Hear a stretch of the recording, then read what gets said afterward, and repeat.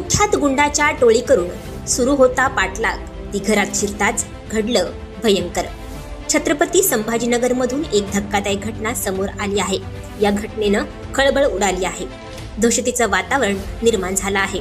शहरात बँकिंग परीक्षेची तयारी करणाऱ्या एका 20 वर्षीय तरुणीचा पुंडलिक नगरातील एका कुख्यात गुंडीच्या टोळीनं पाठलाग केला। त्यानंतर हे गुंड तिच्या घरात देखील घुसले। हा सर्व प्रकार सीसीटीव्ही मध्ये कैद झाला आहे। घटनेबाबत अधिक माहिती अशी की पीडित तरुणी ही छत्रपती संभाजीनगरमध्ये बँकिंग परीक्षेची तयारी करते। रात्रीच्या सुमारास शहरातल्या पुंडलिक नगर भागातील कुख्यात गुंडांच्या टोळीनं या मुलीचा पाठलाग केला।